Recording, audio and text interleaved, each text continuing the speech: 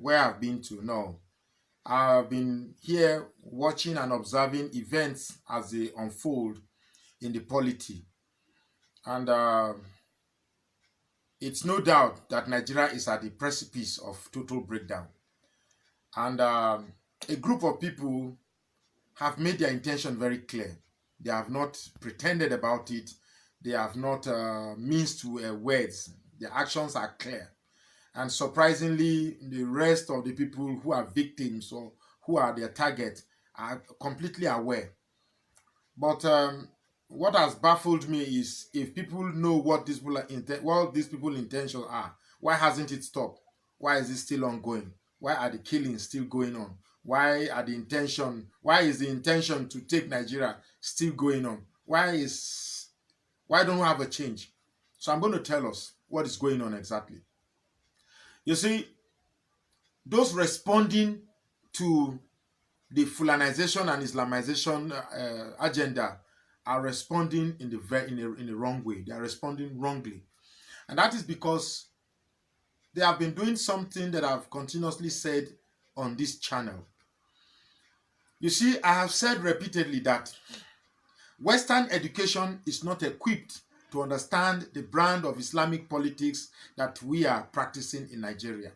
So if you are a Southern or a Christian that believe you understand the English language very well and therefore you can express yourself with jaw-breaking grandiloquence, and you think because of that you suddenly possess some certain degree of intelligence that can explain away what is happening in Nigeria, you're getting it wrong.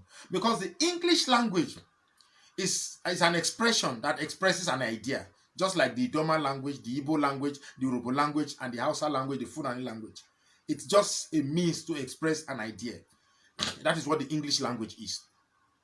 So just because a Southerner can come and express like the current Nigerian polity transcends the undulating capitulation that surpasses a transmodal event, and because of that we have to indulge some sort of cataclysmic catalyst. You see, when you speak like that and a son of caliphate listens to you, you only excite him and you become a form of amusement to him. They just look at you and they laugh. Shege, when the tamburu when you like Shege, Kai, when the ya turenchi, Allah, Bansan Yaruga, Mawawani. They acknowledge the fact that you can speak English in all forms of innuendos, but they acknowledge also that you are a fool. Because how can somebody be fighting a war with grammar? You're just fighting a war. Somebody is killing you. You come to a TV station and you see grammar. Grammar. We have spoken too much of grammar in the South. We must first have some degree of understanding and proactive measures to safeguard ourselves. And what is the solution to this? It's a very, very simple thing. It's a thing also that I've been saying here over and over again. Let me tell you what is happening in the South. It's like if you throw a chunk of bread to a chicken, of course the chicken cannot swallow that bread. The chicken has to pieces the bread into tiny chunks, and then it begins to pick each individual chunks to swallow. Is what they are doing to us. They come to the South region and they begin to pieces us. South, Middle Belt, Niger Delta, Southeast, South that, this, that. And then they begin to pick us one after the other. That is why you can have a crocodile tears in the so-called Niger Delta region. Then the Southeast region will say, well, it is not our turn. Then when they are executing Niger Python dance in Southeast, the Niger Delta say, well, it is not our turn. So at what point will we continue? We will continue this way. I was listening to one interview sometime, and a very intelligent guy from the South, very intelligent guy, Mr. Obaseki, he was addressing the issue. Clearly, he knows these people. He knows how they operate.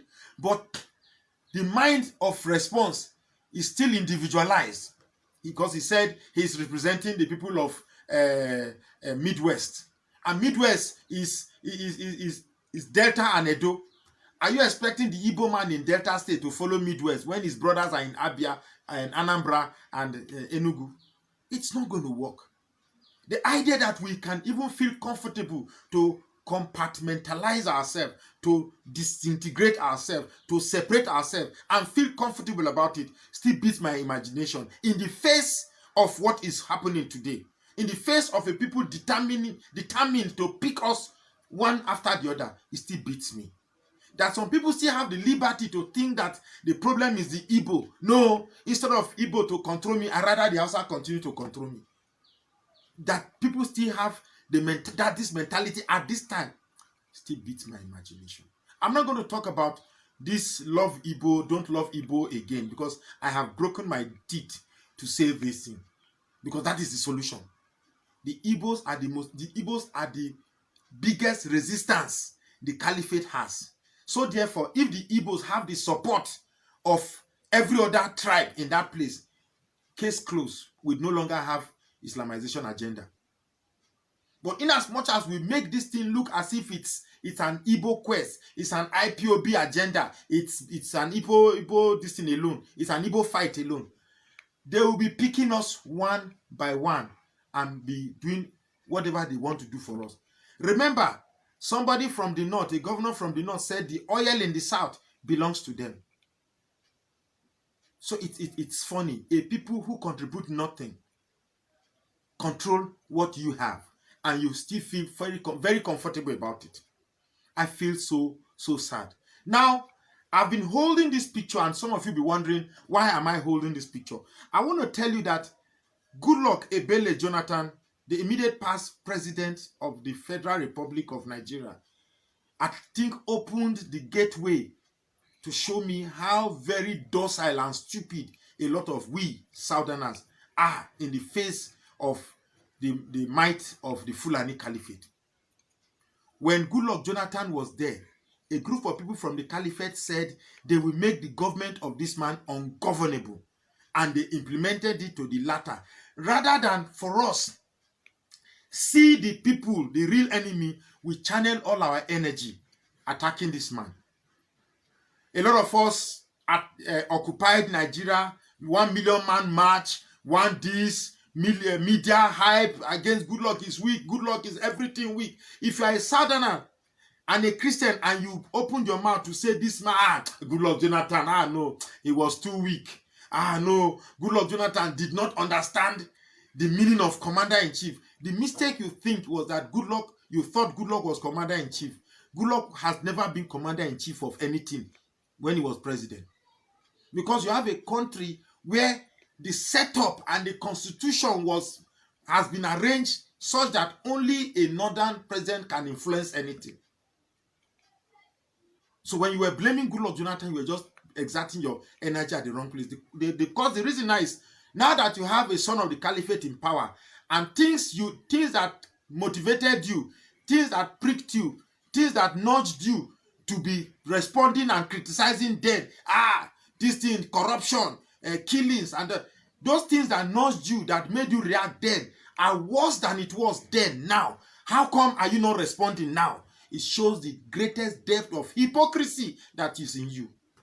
Because suddenly you are settled and you are okay with what is happening. The same man that increased fuel by 10 naira and everybody went about occupying everywhere. Now the son of Caliphate came and increased that same thing that this man increased by 10 naira. He increased it 5 times over, and not a single individual did pim. Instead, we are saying, no, like some guys that I was with somewhere in Abuja, no, it is long overdue. It's long overdue. Now is the time we will see change. It's long. Complete hypocrisy. Let me tell you, that increment of fuel that a Southern man increased by 10 naira and a Fulani man increased it by 5, it clearly shows the power of the Fulani ahead of everybody. It shows that for every Fulani man, a Fulani man has 5 times more relevance than a Southerner. That is clearly what it showed. That in this country, Nigeria, a Fulani man is 5 times more important, more relevant, more superior than everybody in the South. That is what that thing showed. It clearly shows that when it becomes a Southern president, we suddenly develop power. Where's Obi Ezekwesili? Where's Showore? Where's Wole Soyinka? Where are all those people? Where's Tunde Bakare? All those that occupied Nigeria, that demonstrated against Goodluck Jonathan. Where are they today? Now things are worse. Everybody is quiet because the might and superiority and dominance of the Fulani man is now in power. You dare not talk or you'll be killed. You had somebody who was human, who was willing to listen to you, who was willing to consider. When you demonstrated, he reduced the prices. You didn't. Oh my God. This is really, it's painful. It's really, really painful. So until we from the South or Christians in Nigeria begin to reason outside ethnic division and begin to consider the importance of holding hands to form a huge block, a big chunk of bread that will be too big for the chicken to swallow, a big chunk of bread that will be too difficult for the chicken to beak into and break apart, we will continue to remain indivisive, docile Southerners and Christians, susceptible to the divisive and dominant agenda of the caliphate. Take it or leave it. Whatever you are planning, whatever you are deliberating, so long as it is coming under the premise of divisive nomenclature of South-South, Niger Delta, Southeast, South that, if it doesn't have a unifying factor, we are not going anywhere.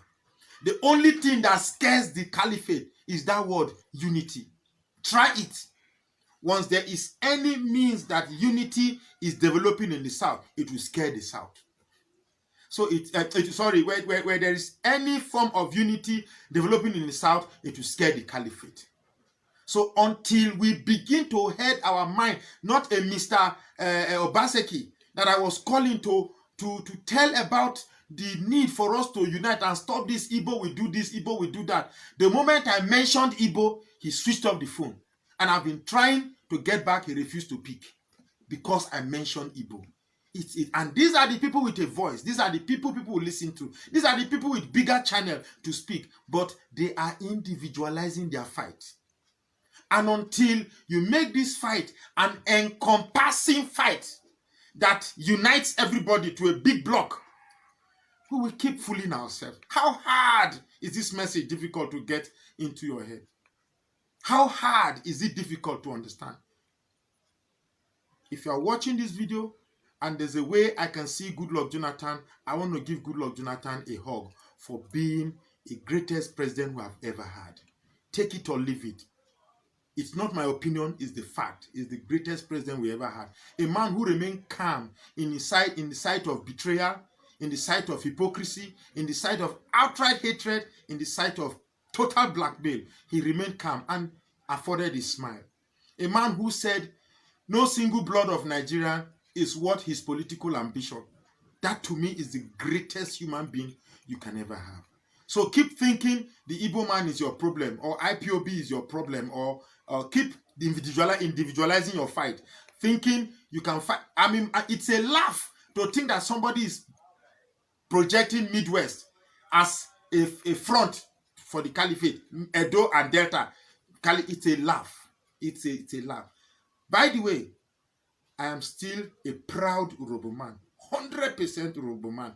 Unadulterated Urhobo man. Nobody can change me from that. But it's a higher intelligence, a higher understanding that is pushing me to understand that the only way we can form a formidable force is when I create alliances by my Igbo brothers, so that we come together, so that we become a big chunk of bread, a strong, impregnable chunk of bread that will be too strong for the fowl to scatter and eat.